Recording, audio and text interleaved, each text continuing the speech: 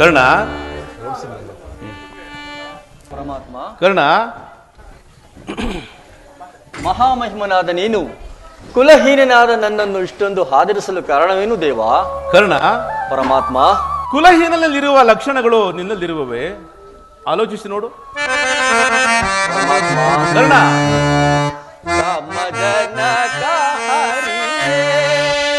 ಸ್ವಾಮಿ ಕಾಮಜನ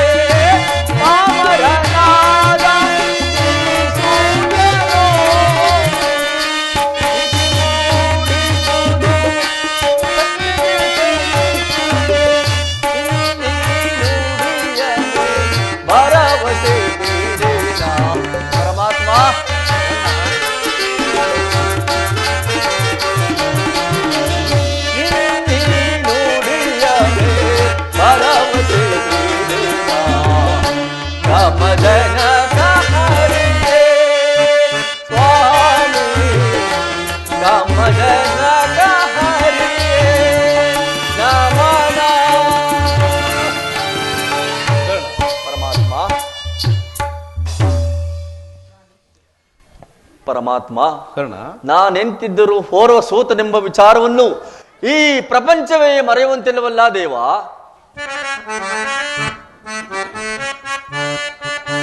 ಕರ್ಣ, ಪರಮಾತ್ಮ, ಕುಲಹೀನನಲ್ಲ ಕೇಳೆನ್ನ ಮಾತ ದೇವ. ಕುಲಹೀನನಲ್ಲ ಕೇಳೆನ್ನ ಮಾತ ರವಿ ಅಂಶದೊಳವತರಿಸಿದ ಕುಮಾರವ ಸುರಧೀರ ಸುಕುಮಾರವ ಸುರಧೀರ ಸುಕುಮಾರವ. ಕರ್ಣ, ಪರಮಾತ್ಮ,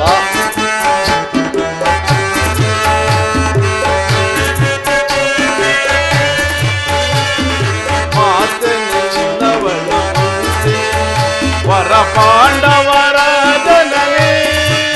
ದೇವ.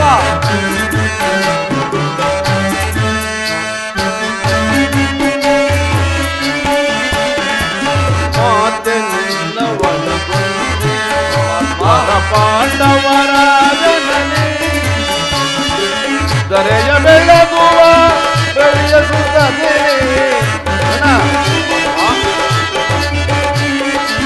ದರೆಯ ಬೆಳಗುವ ರವಿಯ ಸುತ್ತನೆ. ಮಹಾ ಮಹಿಮನ ಜನಿಸಿ ಅವತರಿಸಿದ ರವಿ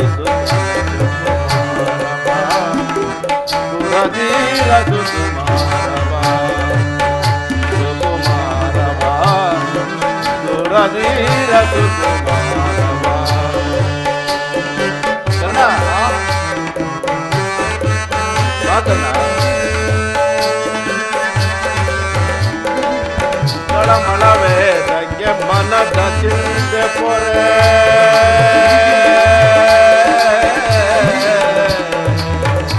ಕರ್ಣ,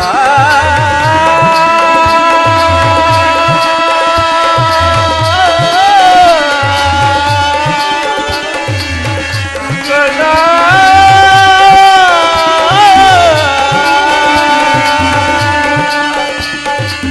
ತಳಮಳವೇ ತಗ್ಗೆ ಮನದ ಚಿಂತೆ ಪೊರೆ. ಅಮಿತ ಭುವನದ ಕೀರ್ತಿಯ ಪಡೆವೆ.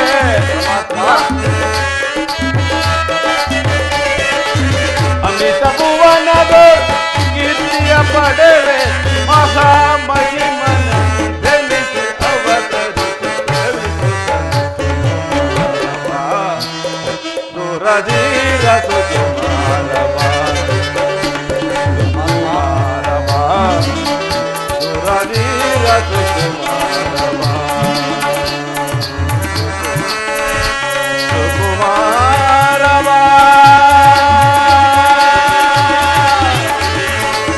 ಕರ್ಣ,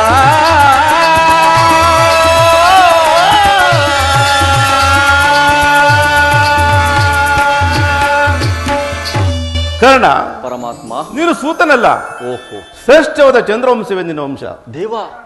ಆ ಪಾಂಡವರ ಜನನಿ ಕುಂತಿದೇವಿ ನಿನ್ನ ತಾಯಿ. ಪರಮಾತ್ಮ, ಆ ಸೂರ್ಯದೇವನೇ ನಿನ್ನ ಜನಕನು. ಕರ್ಣ, ಪರಮಾತ್ಮ, ಲೋಕೈಕ ವೀರರಾದ ಕರ್ಣ, ಪಾಂಡವರು ನಿನ್ನ ಒಡ ಹುಟ್ಟಿದ ಅನುಜಾತರಯ್ಯ. ದೇವ. ನಿಜ ಕರ್ಣ, ನಿಜ. ಪರಮಾತ್ಮ, ತಾವು ಹೇಳುತ್ತಿರುವ ಮಾತುಗಳು ಆಶ್ಚರ್ಯಕರವಾಗಿದೆಯಲ್ಲ.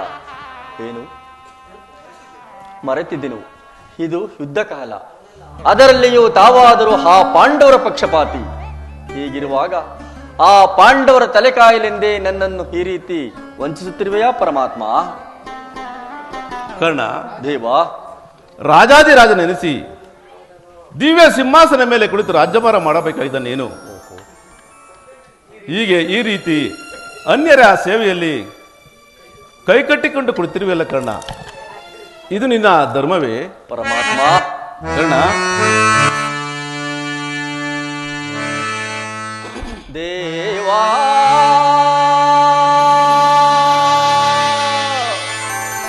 ಶೋಧನೆ ಏನಿದು ವಿಧಿಶಾಪ ಪಾಪಿಯಾಗಿ ಪರಿತಾಪ ಕ್ರೀಡ ದೇವಾ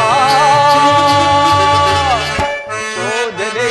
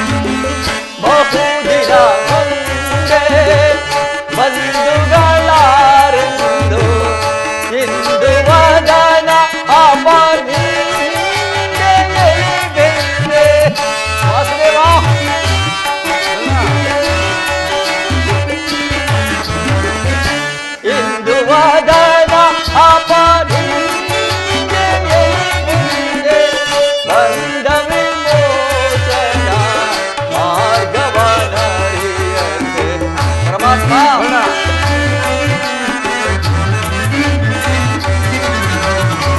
ಬಂದ ವಿಮೋಚನ ಮಾರ್ಗವನರಿಯಲು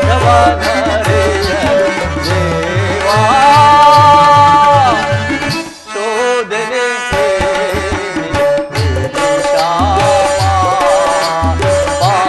ಪಾಪಿಯಾಗಿ ಪರಿತಾಪದಿಂದ ದೇವಾ ಶೋಧನೆ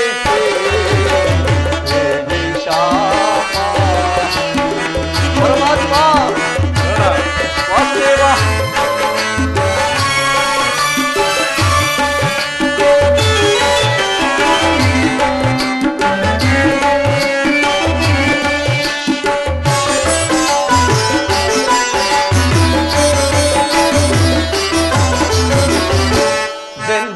ಜನ್ಮರಹಸ್ಯದ ಅಂತರವರಿತು ಜನುಮದಾತೆಯ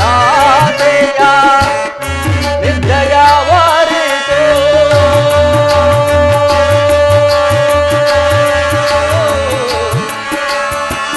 ದೇವಾ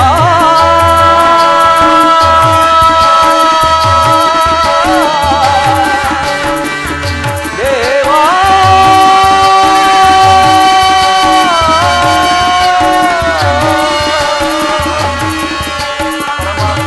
ಶರಣ. ಜನ್ಮರಹಸ್ಯದ ಅಂತರವರಿತು ಜನುಮದಾತೆಯ ನಿರ್ದಯವರಿತು ಜೀವಿಸಲೇ ಬರಿ ಸಹಜರ ಸಮಗೂಡೆ ಪರಮಾತ್ಮ ವಾಸುದೇವ ಶರಣ. ಜೀವಿಸಲೇ ಬರಿ ಸಹಜರ ಸಮಗೂಡೆ ಜೀವಿಸಲೇ ಬರಿ ಸಹಜರ ಸಮಗೂಡೆ ಪರಮಾತ್ಮ ಶರಣ.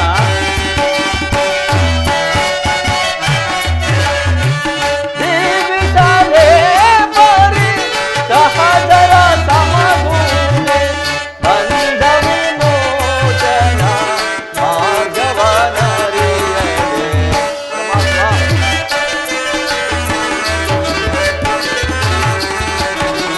ಬಂದ ವಿಮೋಚನ ಸಂಕಟಕಾರ ದೇವಾ ಶೋಧನೆ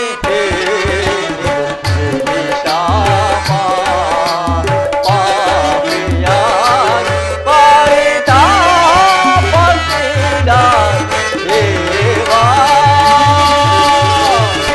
ಶೋಧನೆ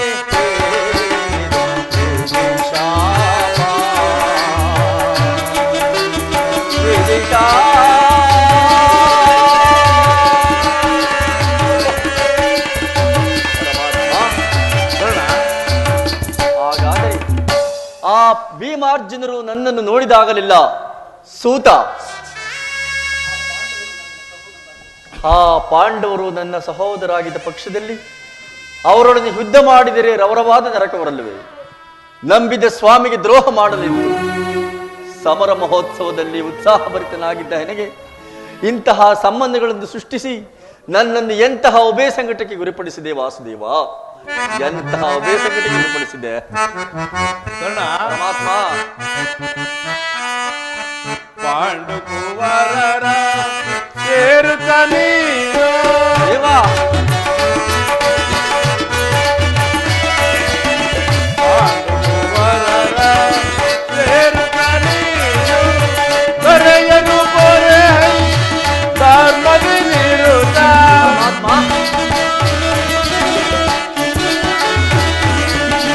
ಕರೆಯನು ಪೊರೆ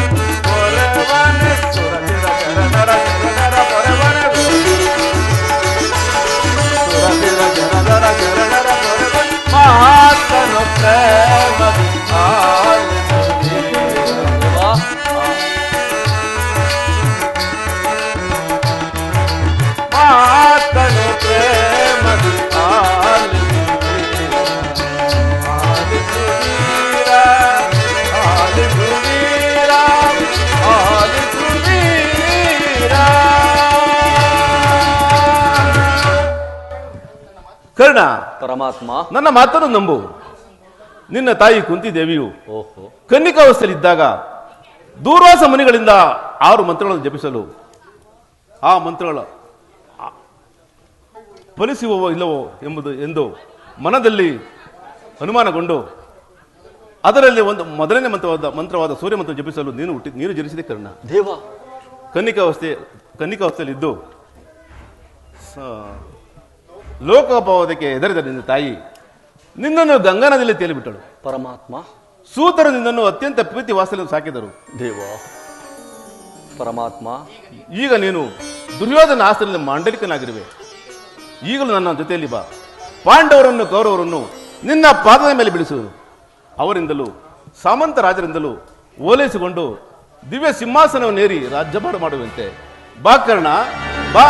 ಪರಮಾತ್ಮ, ಹಾಗಾದರೆ ಆ ಭೀಮಾರ್ಜುನರು ನನ್ನನ್ನು ನೋಡಿದಾಗಲಿಲ್ಲ ಸೂತ, ನೀಚ, ಹೀನ ಕುಲದವನೆಂದು ನನ್ನನ್ನು ಜರಿಯುತ್ತಿರುವರಲ್ಲ.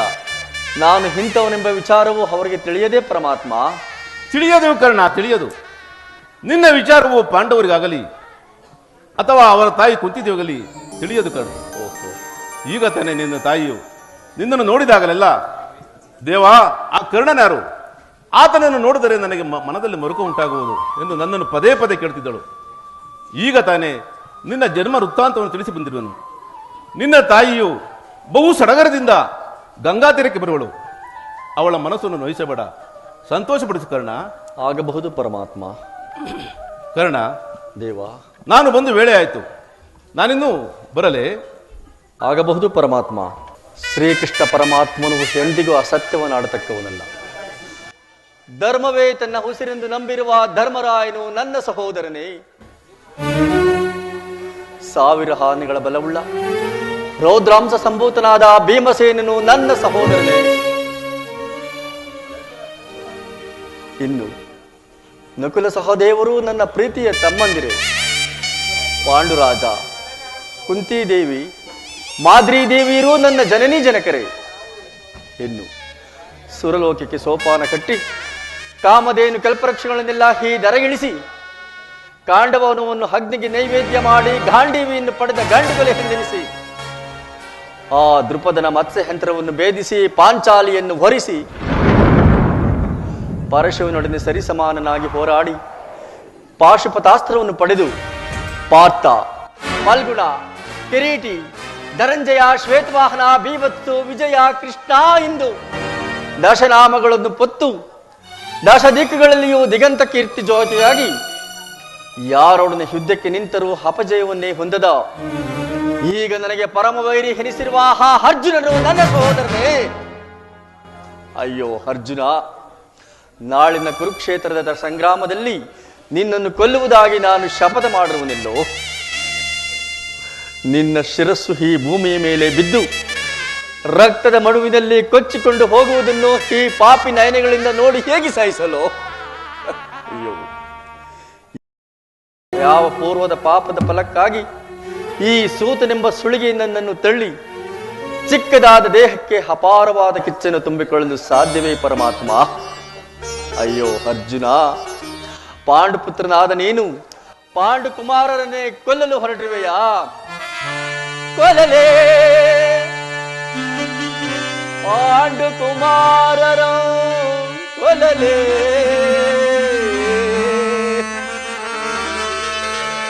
ಕೊಲ್ಲಲೇ ಪಾಂಡು ಕುಮಾರರ ನಾಂ ಕೊಲ್ಲುವುದೇ. ದುರದೋಳ್ ತಮ್ಮಂದಿರಂ ನಾಂ ಕೊಲ್ಲುವುದೇ.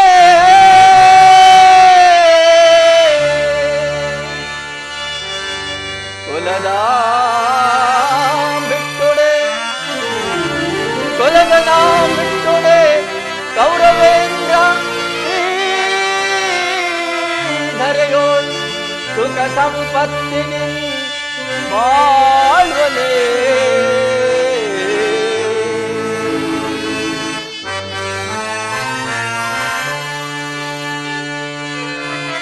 ಚಲದಿ ಪಾರ್ಥನ ರುಂಡವಂ ತರಿದು ಚಲದಿ ಪಾರ್ಥನ ರುಂಡವಂ ತರಿದು ಅಸ್ವಾಮಿಗೆ ಮಮ ಸ್ವಾಮಿಗೆ ಆನನ್ನ ಸ್ವಾಮಿ ಕೌರವೇಶ್ವರನಿಗೆ ಅಸ್ವಾಮಿಗೆ ಆನಂದವಂ ಸಲಿಸಲ್ಕಾಗದೆ ಪಾರ್ಥನ ಘೋರ ಶರಕೆ ನಾಂ ತುತ್ತಾಗಲೇ.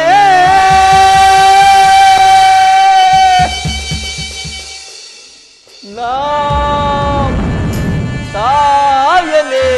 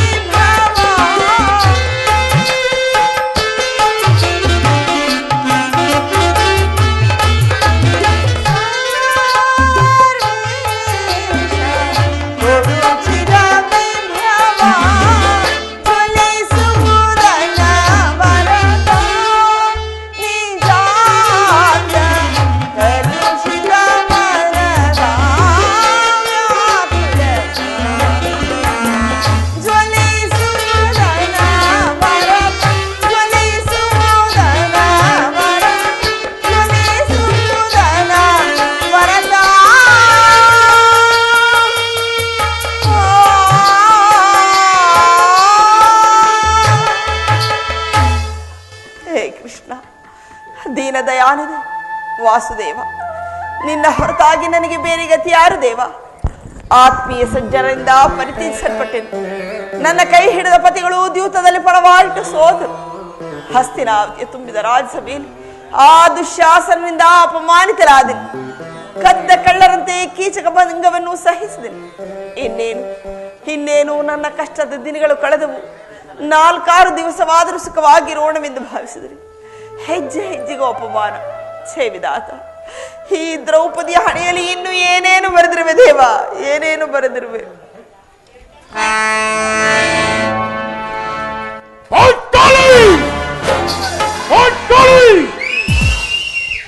ಈಗಾಕೆ ಈ ರೀತಿ ಚಿಂತಾಮುಕ್ತರಾಗಿರುವೆ?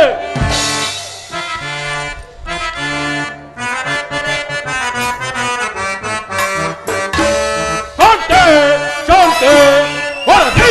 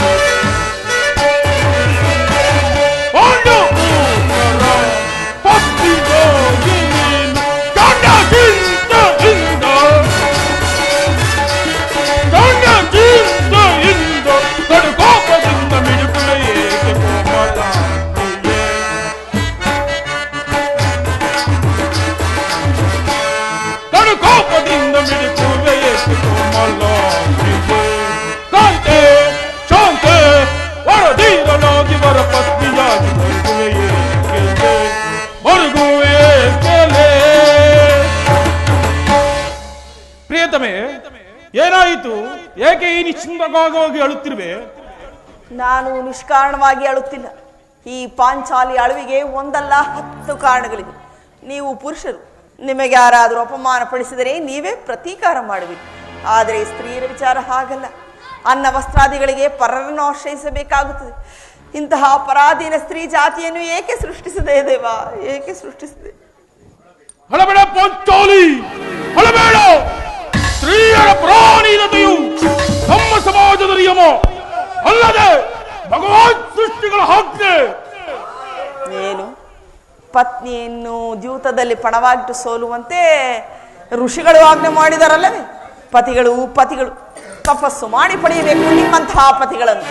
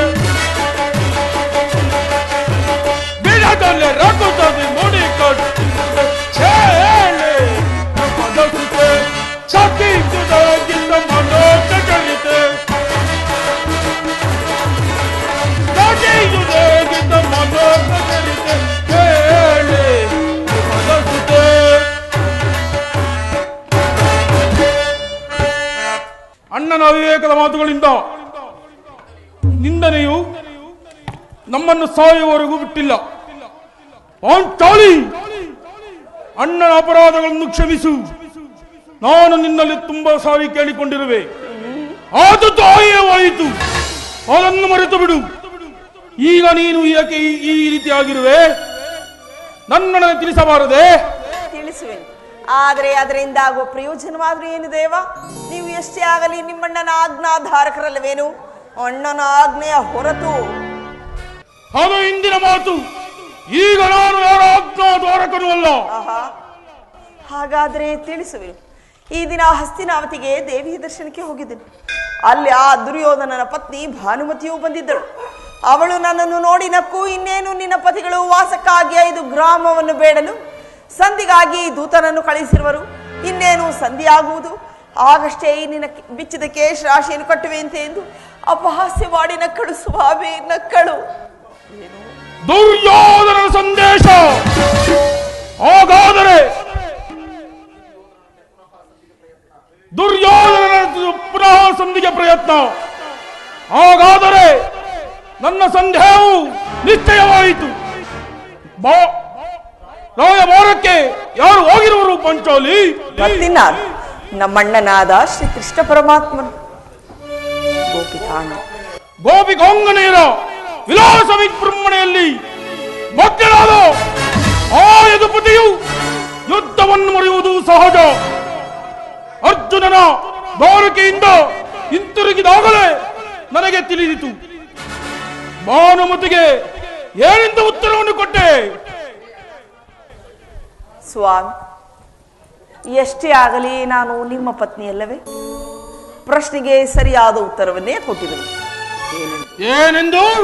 ನಿನ್ನ ಈ ಕಟ್ಟಿದ ಮುಡಿಯನ್ನು ಬಿಚ್ಚುವವರೆಗೂ ನನ್ನ ಈ ಬಿಚ್ಚಿದ ಮುಡಿಯನ್ನು ಕಟ್ಟುವುದಿಲ್ಲವೇ ಭಾನುಮತಿ? ಏನು ಬಾಬು ಪಾಂಚಾಲಿ, ಬಾಬು, ನಾನು ನಿನ್ನೊಡನೆ ಕದನ ಮಾಡುವುದರಿಂದಲೇ ನಿನ್ನ ಚಾತುರತೆಯು ಮುಗಿದಂತಾಯಿತು.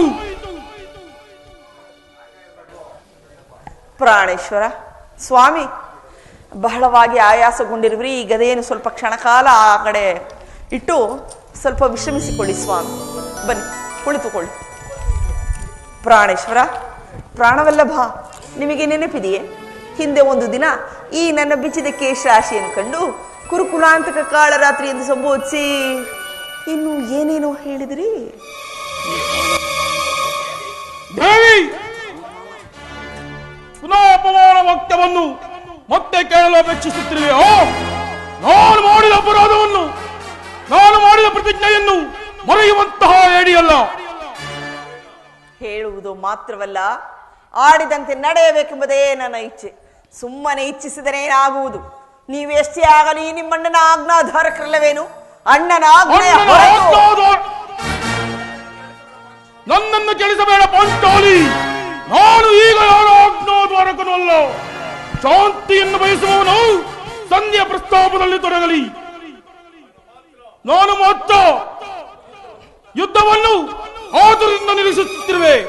ಯಧಿಷ್ಠರು ಆ ದುರ್ಯೋಧನನ ಅಪರಾಧಗಳನ್ನು ಕ್ಷಮಿಸಬಹುದು, ಆದರೆ ನಾನು ಮಾತ್ರ ಕ್ಷಮಿಸುವುದಿಲ್ಲ.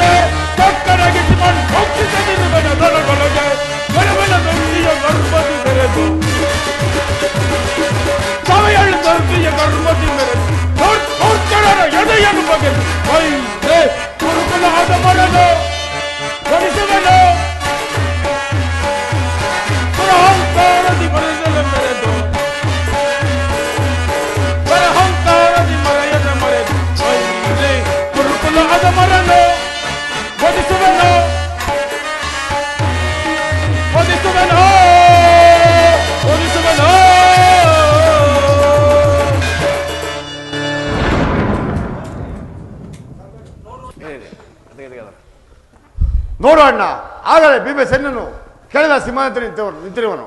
ಅವನನ್ನು ಸಮಾಧಾನ ಪಡಿಸಲು ನಿನ್ನಿಂದಲೇ ಹೊರತು ಮತ್ತಾರಿನಲ್ಲೂ ಸಾಧ್ಯವಿಲ್ಲ. ಸಹೋದರ ಭೀಮಸೇನ, ಕೋಪವೇ ತಮ್ಮ ನನ್ನಲ್ಲಿ? ಪಾಂಚಾಲಿ, ಸಮಾಚಾರವೇನು? ಅಣ್ಣನೇಕೆ ಸಿಟ್ಟಾಗಿ ನಿಂತಿರುವನು? ಏಕೆ ಈ ನನ್ನ ಬಿಚ್ಚಿದ ಬಿರುಗುವುದಲ್ಲೂ ನಿಮ್ಮ ಪ್ರಶ್ನೆಗೆ ಉತ್ತರಿಸುತ್ತಿಲ್ಲವೇನು? ಅಗ್ರಜ, ಸಮಯಕ್ಕೆ ಸರಿಯಾಗಿ ಬಂದೆ. ನನಗೆ ಯಾರಲ್ಲಿಯೂ ಕೋಪವಿಲ್ಲ. ಅರ್ಜುನನ ಸಮ್ಮುಖದಲ್ಲಿ ನಿಮಗೊಂದು ವಿಚಾರವನ್ನು ತಿಳಿಸಲು ಯತ್ನಿಸಿದೆ. ಹಾಗಾದರೆ ಈಗಲೇ ತಿಳಿಸಿಬಿಡುವೆನು. ಈ ಯುದ್ಧದ ಈ ಸಂಧಿಯ ಪ್ರಸ್ತಾಪವು ನನಗೆ ಬೇಡ.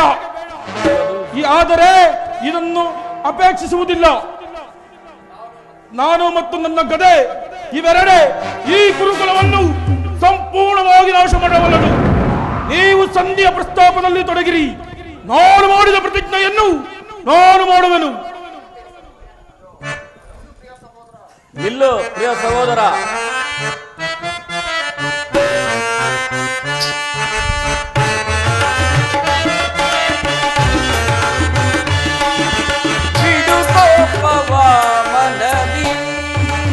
ಅನುಜ ಬಿಡುಕೋಪವ ಮನದಿ ದುಡುಕಿ ಸಮರ ಬಯಸುವುದನು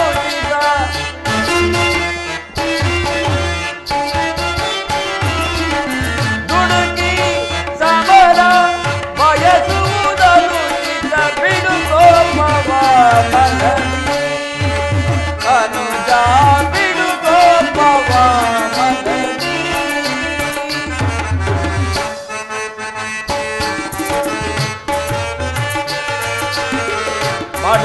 ಪಾಂಚಾಳಿಯ ಬಿಡಿಮುಡಿ ಶಾಪವು ಅನುಸಂಜಾತರ ನರಳಿಸಲಿರುವುದೇ.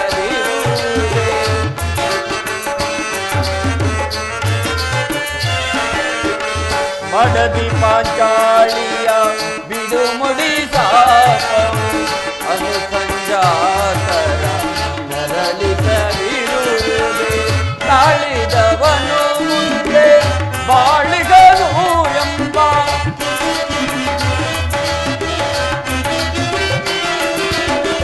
ತಾಳಿದವನು ಮುಂದೆ ಬಾಳಿಗನು ಎಂಬ ಹಿರಿಯರ ವಾಣಿಯ ಮರೆಯುವುದನು ತಿಳ.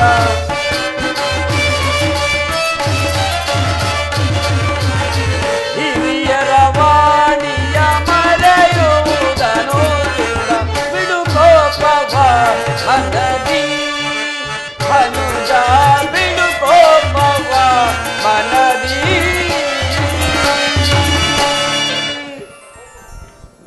ನಿನ್ನ ಕೋಪವನ್ನು ತಡೆಯುವ ಶಕ್ತಿ ನನ್ನಲ್ಲಿಲ್ಲ ಸಹೋದರ. ಕೋಪ ಬೇಡ ಬೇಡ ಅಣ್ಣ. ಧರ್ಮರಾಯನು ನಮ್ಮೆಲ್ಲರಿಗಿಂತ ಹಿರಿಯವನು. ಆತನ ಅಭಿಪ್ರಾಯಕ್ಕೆ ವಿನೋದವನ್ನು ಆಚರಿಸುವುದು ತರವಲ್ಲ. ಇದಕ್ಕೆ ಏನು ಹೇಳುವೆ ಪಾಂಚಾಲಿ? ಧರ್ಮ ಧರ್ಮವೆಂದು ಹಂಬಲಿಸುತ್ತಾ ಕ್ಷತ್ರಿಯ ಧರ್ಮವನ್ನು ಮರೆಯುವುದು ನಿಮಗೆ ಉಚಿತವೆನಿಸುತ್ತಲ್ಲವೇ?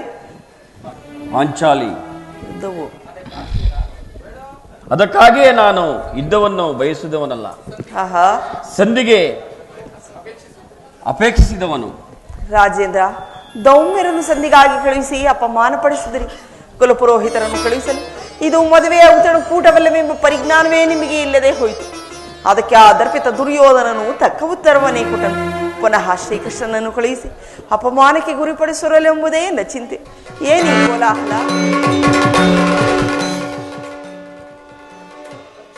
ಅರ್ಜುನ, ನಾನಿನ್ನು ಹೋಗುವೆನು.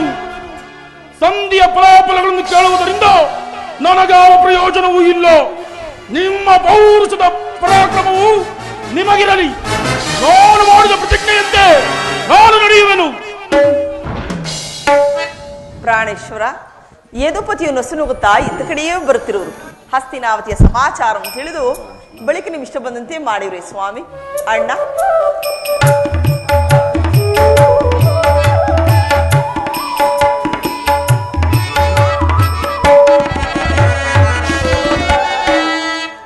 ಘನಶ್ಯಾಮ ಸುಂದರ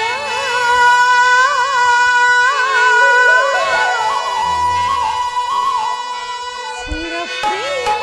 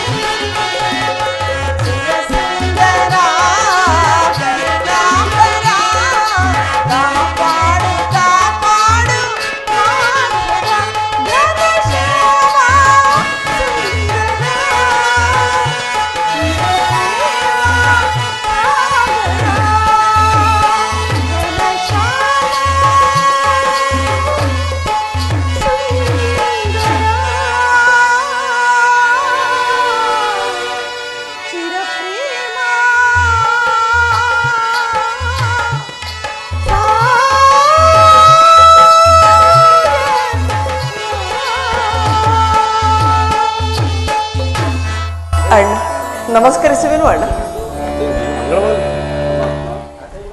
ಪಾಂಡುಪುತ್ರರ ಪ್ರಣಾಮಗಳನ್ನು ಸ್ವೀಕರಿಸು ದೇವ. ಧರ್ಮನಂದನ, ಓದ ವಿಚಾರ ಏನಾಯಿತು ಪರಮಾತ್ಮ? ಓದವನಾರು ಶ್ರೀಕೃಷ್ಣನಲ್ಲವೇ? ಅಂದರೆ ಎಲ್ಲವೂ ಸಮರ್ಪಕವಾಗಿ ನಡೆಯಿತು ಧರ್ಮನಂದನ. ಏನೇನೇ ನಡೆಯಿತು ಪರಮಾತ್ಮ? ಸಂಧಿಯ ವಿಚಾರವು ನಡೆಯುತ್ತೆ ದೇವ. ನಡೆಯಿತು ಧರ್ಮನಂದನ. ಪಾಂಚಾಲಿ, ನಾನೆಲ್ಲಿರುವುದು ಸಾಧ್ಯವಿಲ್ಲ. ಇವರು ಇಚ್ಛೆಯಂತೆ ಇವರು ನಡೆಯಲಿ, ನನಗೆ ತೋರಿದಂತೆ ನಾನು ಮಾಡುವೆನು. ಪ್ರಾಣೇಶ್ವರ, ಸ್ವಲ್ಪ ತಡೆಯಿರಿ. ನಮ್ಮಣ್ಣನ ಮಾತು ಮುಗಿಯಲಿ, ಬಳಿಕ ನಿಮ್ಮಿಷ್ಟ ಬಂದಂತೆ ಮಾಡಿವರಂತೆ. ನಿಮ್ಮಣ್ಣನ ಮಾತು ಮುಗಿಯುವುದರಲ್ಲಿ ನನ್ನ ತಾಳ್ಮೆಯು ಮುಗಿದು ಹೋಗುವುದು. ಯದುಪತಿ ಧರ್ಮನಂದನ, ಸಭೆಯಲ್ಲಿ ಏನು ನಡೆಯಿತು? ಎಲ್ಲವೂ ನಾನು ನಿರೀಕ್ಷಿಸಿದಂತೆ ನಡೆಯಿತು ಧರ್ಮನಂದನ. ನಾನು ತಡೆಯಲಾರೆ ರುಕ್ಮಿಣೀಪತಿ. ವಂಚು ಮಾಡಿ ಸಂಚು ಹಾಕಿ ಕಿಚ್ಚನ್ನೆಪ್ಪಿಸುವ ಆ ಸಂಧ್ಯಾ ಫಲಾಫಲದ ಮಾತುಗಳು ನನಗೆ ಬೇಡ. ನನಗೆ ತೋರಿದಂತೆ ನಾನು ಮಾಡುವೆನು. ಅಗ್ರಜರ ಅಪೇಕ್ಷೆಯಂತೆ 5 ಗ್ರಾಮಗಳಿಗೆ ಸಂಧಿಯಾಯಿತೆ. ಆಯಿತು ಭೀಮಸೇನ.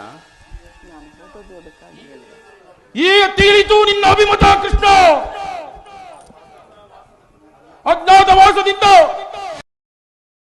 ಅರ್ಜುನನು ಬರತೊಟ್ಟನೆಂದು ಸಂಧ್ಯೆ ನೆಪದಲ್ಲಿ ನಮ್ಮ 5 ಸೀರೆಯನ್ನು ನುಡಿಸಲು ಅವಣಿಸುತ್ತಿರುವೆಯೋ? ಅಗ್ರಜ ಕೃಷ್ಣ, ನಿನಗೇಕೆ ಈ ಪಾಂಡವರ ಮೇಲೆ ಇಷ್ಟೊಂದು ಆಕ್ರೋಶ? ಭೀಮಸೇನ, ಇಷ್ಟೊಂದು ಅಸಹನೆ ಏಕೆ ನಿನಗೆ? ನನ್ನ ಮಾತನ್ನು ಕೇಳು ಭೀಮಸೇನ. ಇದು ನಿನಗೆ ಹೆಚ್ಚಿಗೆ ಸಂಬಂಧಿಸಿದ ವಿಷಯವಾಗಿದೆ. ಈ ಸ್ವಾಭಿಮಾನ್ಯ ಸುಣ್ಣಸದೊಡನೆ ಈ ಪ್ರಚಂಡ ಭೀಮನಿಗೆ ಅದಂತಹ ಸಂದೇಶ ಇರುವುದು ಭೀಮಸೇನ. ಅತ್ಯಂತ ನಿಕಟವಾದ ಮುಂದೇನಾಯಿತು ದೇವ? ರಾಜಸಭೆಯಲ್ಲಿ ನೀವು ಕಳುಹಿಸಿದ ಸಂದೇಶವನ್ನು ತಿಳಿಸಿದನು. ಅದಕ್ಕೆ ಅವರೆಲ್ಲರೂ ಒಪ್ಪಿದರು. ಯಾರ್ಯಾರು ಒಪ್ಪಿದರು? ಭೀಷ್ಮ, ದ್ರೋಣ ಮುಂತಾದವರು. ಆ ದುರ್ಯೋಧನ, ಆ ದುರ್ಯೋಧನನು ಸಹ ಒಪ್ಪಿದನು. ಇನ್ನು ನನಗಿಲ್ಲಿ ಕೆಲಸವಿಲ್ಲ. ಈ ದುರ್ವಾರ್ತೆಯನ್ನು ನಾನು ಕೇಳಬೇಕೆಂದು ನಿಮ್ಮ ಇಚ್ಛೆಯಾಗಿತ್ತು. ನಿನ್ನ ಇಚ್ಛೆ ಆಯಿತು. ಅದನ್ನೇ ಸಾಧಿಸು, ಸಾಧಿಸು, ಚೆನ್ನಾಗೇ ಸಾಧಿಸು. ಸಹೋದರರೇ, ನಿಮ್ಮ ಪೌರುಷದ ವರ್ತನೆಯು ಫಲವನ್ನು ನೀವೇ ಭೇದಿಸಿರಿ. ಅದರಿಂದ ನನಗೆ ಯಾವ ಪ್ರಯೋಜನವೂ ಇಲ್ಲ. ಭೀಮಸೇನ, ನಿಜವಾಗಿಯೂ ಇಡಂಬಾಪತಿಯೇ ಸರಿ. ನಿನಗೆ ಇಷ್ಟೊಂದು ಕೋಪವಿಲ್ಲದಿದ್ದರೆ ಆ ರಕ್ಕಸನನ್ನು ಹೇಗೆ? ಕೃಷ್ಣ, ನನ್ನನ್ನು ಸುಮ್ಮನೆ ಕಾಡಬೇಡ. ಈ ಸಂಧಿಯು ಹಣಗೊಂದು ಒಪ್ಪಲಾಗದು, ನನಗೊಪ್ಪಲಾಗದು. ನಿನಗೊಪ್ಪುವ ವಿಚಾರವೊಂದಿರುವುದು ಭೀಮಸೇನ.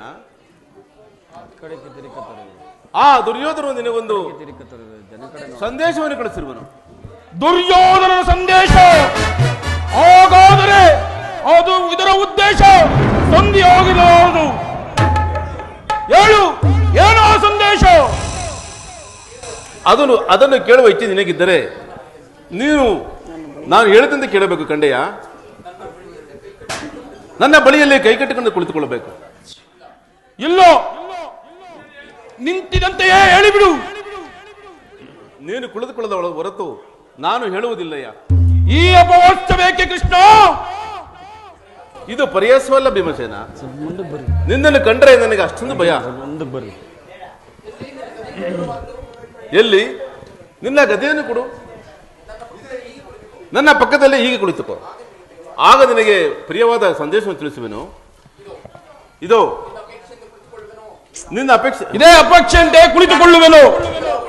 ಈಗಲಾದರೂ ಹೇಳಿಬಿಡು. ನೀನು ಕೋಪ ಮಾಡುವುದಿಲ್ಲವಷ್ಟೇ.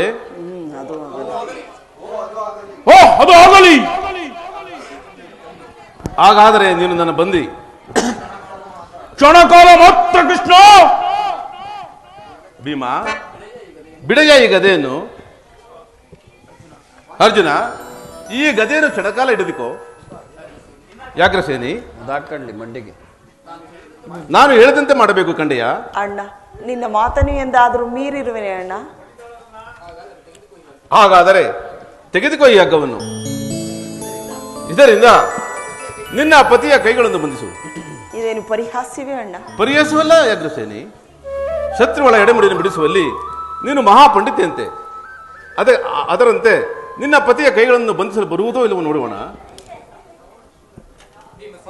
ಭೀಮಸೇನ, ಸಂದೇಶವನ್ನು ಕೇಳುವ ಇಚ್ಛೆ ನಿನಗಿದ್ದರೆ ಪಾಂಚಾಲಿ, ಕೃಷ್ಣನು ಹೇಳಿದಂತೆ ನನ್ನ ಕೈಗಳನ್ನು ಬಂಧಿಸು.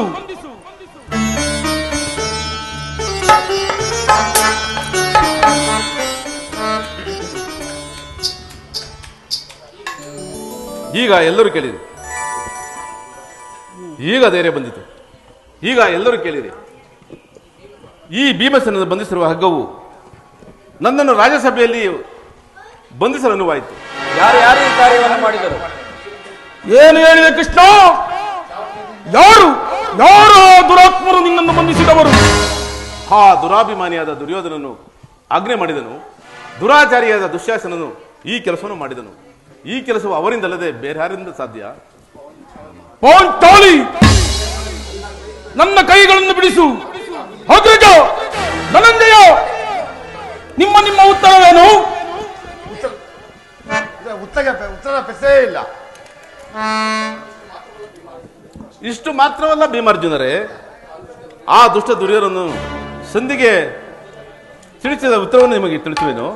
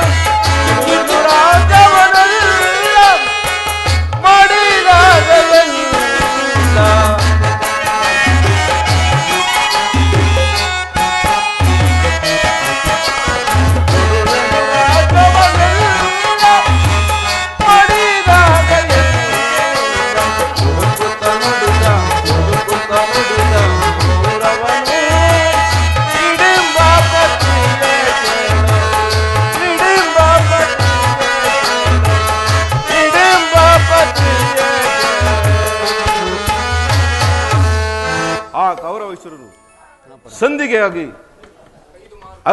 ಐದು ಮಾರು ಭೂಮಿಯನ್ನು ಕೊಡಲು ಒಪ್ಪಲಿಲ್ಲ. ಸಂಧಿಯನ್ನು ಅಪೇಕ್ಷಿಸಾದರೆ ಅದು ದೊರೆಯುವುದು ರಣಾಂಗಣದಲ್ಲಿ, ಶಸ್ತ್ರಾಸ್ತ್ರಗಳ ಆಸ್ಪಾನದಲ್ಲಿ, ವೀರ ರತಿಕರ ಘೋಷಣೆಯನ್ನು ಹೇಳಿಯೇ ಬಿಟ್ಟನು.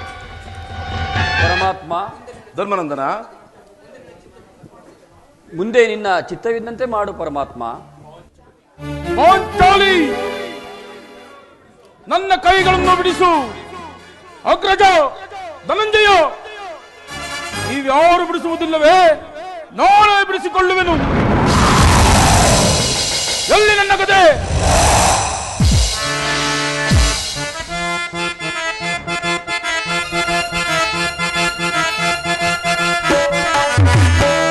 ಬಲಸೌನ್ನತೆಯ ಕುಲಹಾಟಿಗಳನ್ನು ತಲೆ ತಂದು ರಣಕ್ಕೆ ತಲೆಗಳನ್ನು ಕೊಟ್ಟಿ ಜನಗಳನ್ನು ರಣದೋಹ ತಿಳಿಸಿಕೊಳ್ಳುವೆ.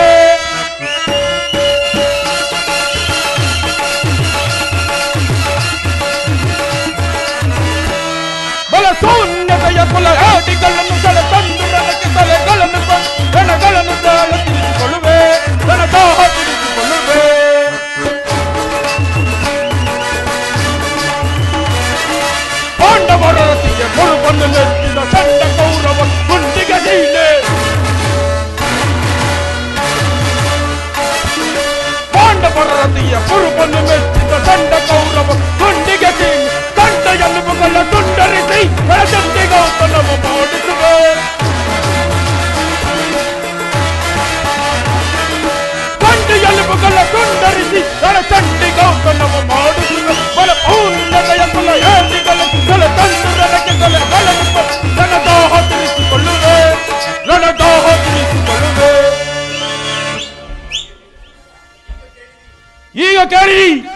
ಈ ಭೀಮನ ಪ್ರತಿಜ್ಞೆಯನ್ನು ನಾನು ವಾಸುದೇವನ ವಂಶದಲ್ಲಿ ಜನಿಸಿದ್ದೇ ನಿಜವಾದರೆ ಆ ಕುಂತಿ ದೇವಿಯ ಸ್ತನ್ಯಪಾನ ಮಾಡಿದ್ದು ಸತ್ಯವಾದರೆ ಆ ಕೌರವರ 99 ಮಂದಿಯನ್ನು ಭಸ್ಮ ಮಾಡಿ ರಕ್ತದ ಓಕುಳಿಯಲ್ಲಿ ಮುಳುಗಿಸಿ ಆ ದುರ್ಯೋಧನನ ತೊಳೆಯನ್ನು ತಲೆಕಪ್ಪಳಿಸಿ ಒದ್ದು ಪುಡಿ ಪುಡಿ ಮಾಡಿ ಆ ದುಶ್ಯಾಸನನ ಒಡನಲು ಬಗೆದು ಪಾಂಚಾಲಿಯ ಬಿಡುಗಡೆಗಳನ್ನು ಕಟ್ಟಿಸದೆ ಹೋದರೆ ನಾನು ಒಂದು ವೇಳೆ ಆ ಪ್ರತಿಜ್ಞೆಯು ಭಂಗವಾದರೆ ಅತಿ ಭಯಂಕರವಾದ ಪ್ರಾಪ್ತವೇ ಶಕ್ತಿಯಾಗಲಿ.